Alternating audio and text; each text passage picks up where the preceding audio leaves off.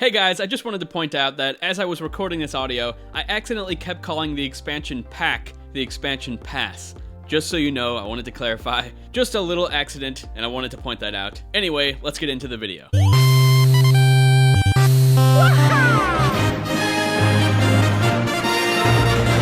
How's it going, guys? Nintendo enthusiast here. So I'm not going to reiterate what I know a lot of other YouTubers are talking about, and talk about the disappointing price of the Nintendo Switch Online Plus Expansion Pass subscription. Today, I had a few other things I wanted to bring to light, and talk about the future of this service. First off, I'm sure you noticed that the upcoming paid DLC for Animal Crossing New Horizons is going to be a part of the Expansion Pass for Nintendo Switch Online, but maybe that's not the end. Maybe in the future, let's say whenever Breath of the Wild 2 comes out, that game ends up getting a big expansion, sort of like how the first game did, and it's a part of the expansion pass tier of Nintendo Switch Online. I really hope this becomes a norm for this tier in the service, just to give it more value, because let's be honest, $50 for games that are 20 plus years old just isn't really worth it for a lot of people, so offering things like this, I think, honestly could. Let's say the next Mario Kart game comes out and you're subscribed to the service. Maybe every expansion for that game, or hell, what if the entire game was on this subscription service? I think there's a market there if Nintendo wants to go all in with this, but as of right now, the value's just not there for a lot of people. I would love to see them play with this a lot more, put full games on the service, like something like Xbox Game Pass or PlayStation Now. Then I think they could really give value behind this new price point. But that's another topic I wanted to talk about. If they're bringing the service up to $50 and $80, what stops them from going up more?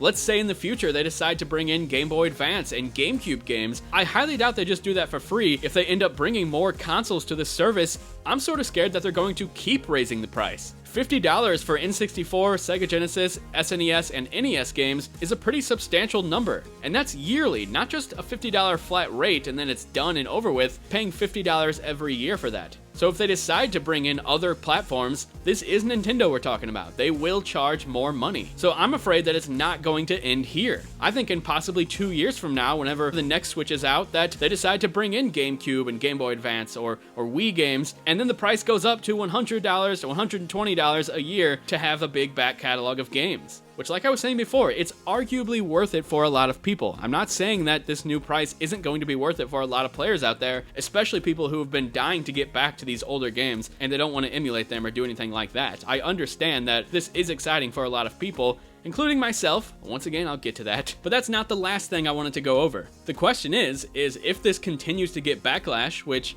if you base it off the internet right now, it seems like Nintendo's catching a lot of flack for this price point, will they actually end up changing the price, maybe making it a little bit cheaper? Now, my first instinct is to say, hell no, this is Nintendo. They always do whatever they want, and they do not care about people yelling on the internet. They priced Skyward Sword HD at $60, a lot of people yelled about it, and then a lot of people bought the game. So I really don't think Nintendo cares that much about people yelling on the internet, which is unfortunate in a lot of scenarios. Don't get me wrong, Nintendo deserves a lot of the flack that it gets, but people are constantly yelling at Nintendo, so what is it to them? It's just an average Tuesday, so when something like this happens, where people are mad on the internet, it's just business as usual, to be honest. Now, the only thing that does give me hope that they might reconsider this price point is the fact that we've seen the other two big guys change their minds on some big things that are similar. We saw Microsoft was planning to double the price of Xbox Live Gold, putting it up to $120 a year to play online and get free games every month. A lot of people were not happy with that. Now, obviously, it was Microsoft's way to incentivize people to just subscribe to Xbox Game Pass Ultimate,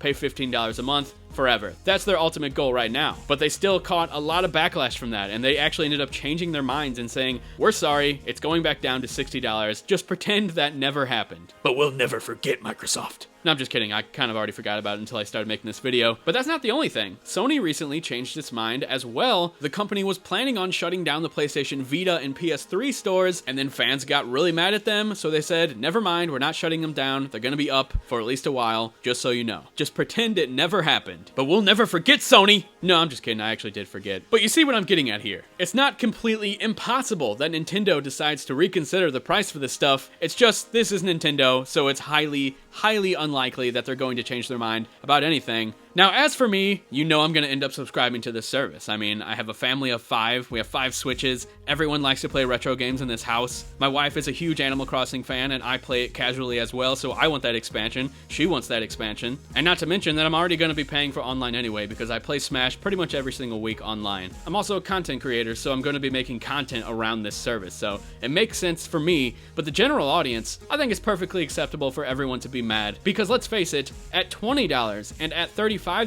it was questionable about whether or not Nintendo Switch Online was worth it. Playing 20 to 25-year-old games is great, but a lot of people don't really see value in that. A lot of people just like to play new games, so that means they were paying $20 just to play online, which is still an option, don't get me wrong, but I'm not sure that this new $80 and $50 price point is going to speak to a lot of people.